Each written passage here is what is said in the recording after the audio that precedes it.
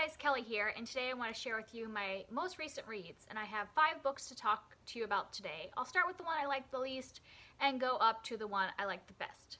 So, and just like the last time, the majority of these are probably audiobooks, so I'll put a picture when I don't have the book. The first one was actually an ebook though, and that was Palace of Lies by Margaret Peterson Haddix. And this is the 3rd book in the Palace Chronicles trilogy, which are kind of like, it starts off with like a Cinderella retelling called Just Ella. The second one is called Palace of Mirrors, and then this is the 3rd one. So they kind of have, they share characters throughout, but each one is from a different main girl's point of view. So this is the last one.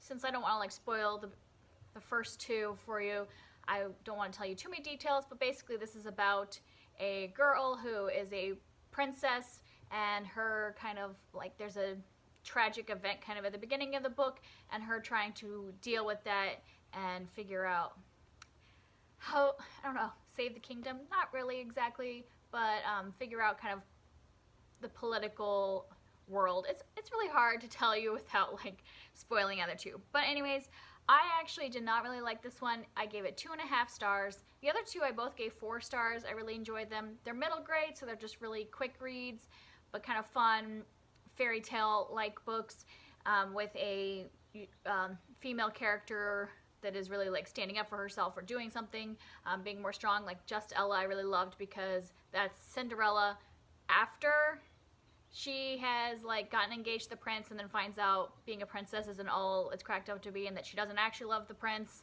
that she just kind of like, fell into the whole ball and the beauty of everything. So I really liked that one and the message and everything, but this one, I just didn't think that the story was as well developed, and part of it is probably my personal preference. The majority of this book is actually a traveling book. Like we start off in one place, and she is trying to get to another place in order to save things, and so much of it is just traveling through the desert.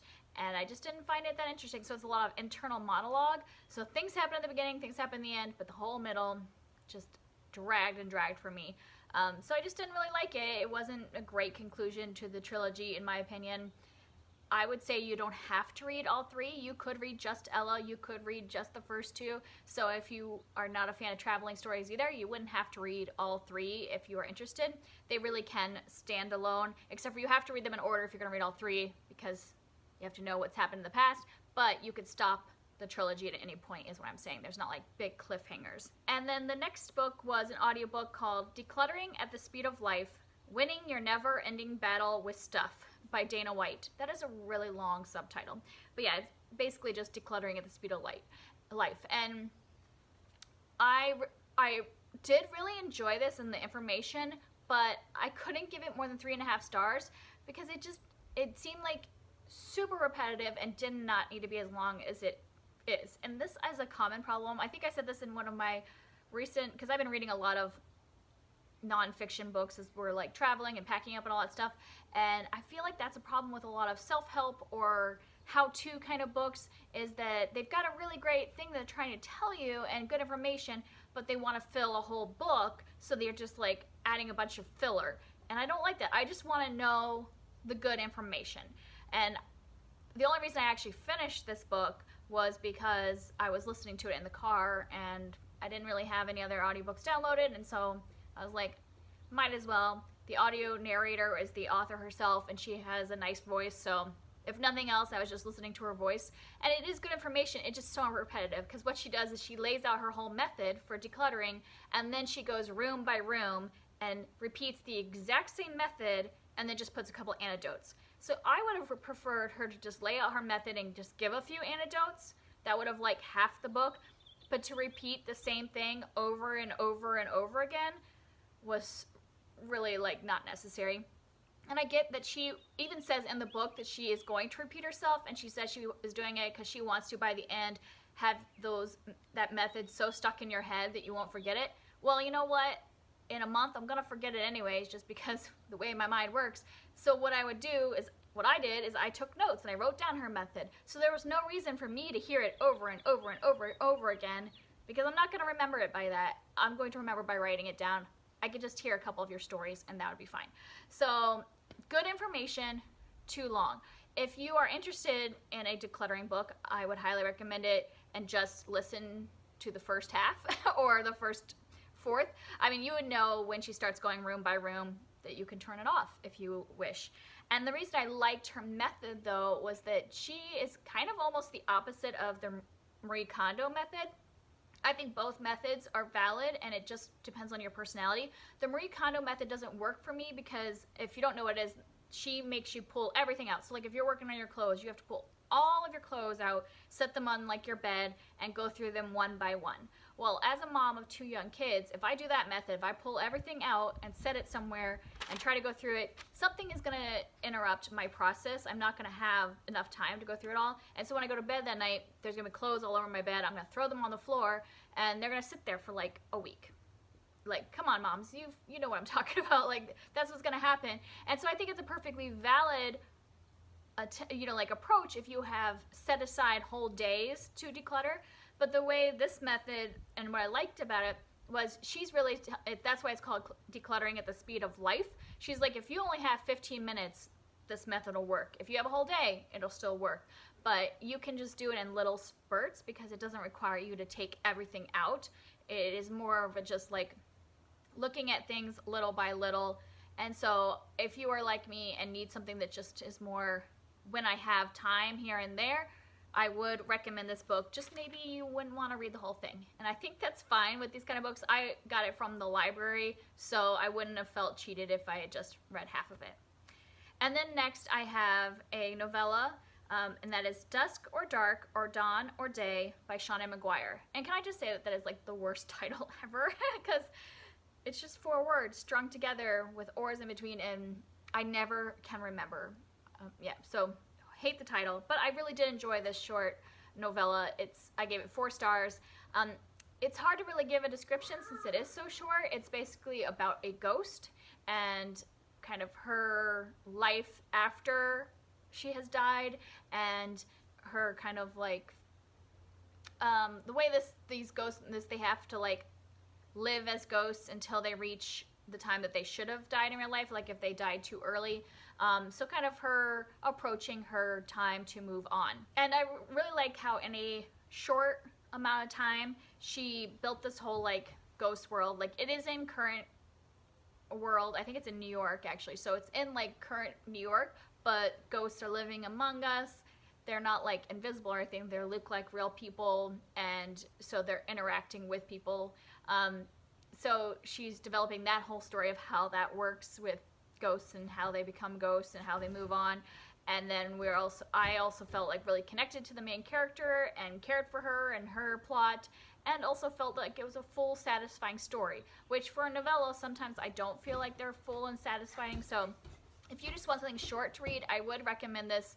It's a fun little thing. There is some more serious topics, like obviously it talks about death, and it also talks about suicide quite a bit. The next book, I also listened to an audio, but I have the book, and that is Devil in the White City, Murder, Magic, and Madness at the Fair That Changed America by Erik Larson. And this is a nonfiction book that follows 2 different stories that are happening at the same time. So one, it is following the Chicago World's Fair that happened in 1893, and we're going from the very beginning of like when it was even like talked about, to the building of the fair, to the actual fair and the takedown of it. And then the other story is about a serial killer, H.H. Holmes, that was operating in Chicago very near to the fair at the same time. So they aren't necessarily completely linked. I mean, yes, they say that Holmes took some of his victims from the fair, people that came to go to the fair, but I wouldn't say they're like completely related. But I did find this to be an interesting book. I was buddy reading this with Alex Black. I'll link her channel down below. I don't think she liked it quite as much as me. I think that I liked it better because I listened to the audiobook. I think that if I had been reading this, I would have ended up putting it down a lot more, but the audiobook helped me push through some of the more dull parts.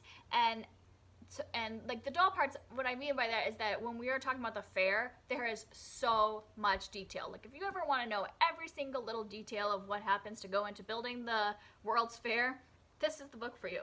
And so there were times when I was like, okay, I don't really need to hear the background on every single architect that worked on the fair. So there were times I was a little bored, but because I had the audiobook, I just kept it going, and I would get to more interesting parts, because the fair was actually really interesting to think about all the like famous people that contributed it to it, and some of the things that came out of it. Like, this is when the first Ferris wheel came, and you know, shredded wheat and all kinds. Buffalo Bill was involved in the fair. There was just so many things that like are common everyday place now that were like seen for the first time at the fair. And then the serial killer sections I found really interesting, because you know, at this time people, I don't think really, I mean, Jack the Ripper had already happened, so people were starting to like realize serial killers and psychopaths exist, but like there was still this like, people might have suspected that he was off about something, but then, you know, they wouldn't suspect that he was a killer and then he was murdering all these people. And so he got away with it for a really long time, and they don't know how many people he killed because he didn't like confess to the full amount, but they're guessing that it was quite a few. And so those parts were really interesting about how like nobody suspected that this guy was killing all these people. Like, yeah, that he got away with it for a long time. So I would recommend this if you like a little history. I've owned this for like so long, and I really wish that I had read it a few years ago, because I used to live in Chicago. I just moved away like 9 months ago, and I would have loved to have read this while I was living there, because I recognized a lot of the locations that they were talking about. I didn't realize that the Museum of Science and Industry was the only existing building from the original fair, and I've been in that museum several times, but I still like had that little fun thing of like, oh, I recognize that suburb and that like location in the city. So I would recommend it if you were a fan of those kind of things. And then my last book is Nevernight by Jay Kristoff, and I ended up doing an entire kind of like spoilery vlog about this, so if you've read this book already and you want to hear my full thoughts, I will link that down below. But for those that is definitely full of all spoilers, so if you haven't read this before, let me just tell you really quick what I thought. I never thought I was going to read this book because it just didn't appeal to me, but a buddy read group was doing it, so I thought I'll give it a try, and I ended up actually enjoying it. I gave it 4 stars. I will continue with the series. And this is I think you probably heard of this. It's been around a lot. Mia is an assassin, or she's training to be an assassin to kind of like do vengeance on the people that killed her father when she is young. So she wants to join this assassin school, basically. It's a church of assassins, and she wants to get into it, have them teach her how to fight so that she can avenge her father. And what I liked about this was that in some of the stories I've read before that have assassins, like they've been really tame, and this is definitely not tame. This is definitely an adult book. Even when they're in training, people die because they make mistakes, and that happens when you are learning to be a killer. And so I liked that there were actually like risks involved and all that. I liked the main character, Mia. I thought she was a complex character, both strong, but had a lot of like pain and things in her history. We see a lot of flashbacks to her earlier time, and I really loved one of our side characters, Trick. He was one of my favorite characters that I've had in a long time. I think it's because this book can get pretty heavy, and he was like kind of a light, not necessarily comedic relief, but the way he and Mia interacted really brought a little bit of lightness in this kind of more darker novel. And the negative that I had was, this is a really hard book to get into for me. Say hi. The writing is extremely stylized, and so if you don't like really flowery, lots of metaphors, this could be hard for you, and that's why a lot of people have a hard time. I had a hard time getting into it. It took me about 1/3 of the book before I really could like read more than one chapter at a time, but once I got used to it and got into the main like storyline, I thought it went really quickly, and I was invested by that time. So those are all the books I've read. If you would like to discuss them, I would love to talk to you in the comments. Thanks, bye.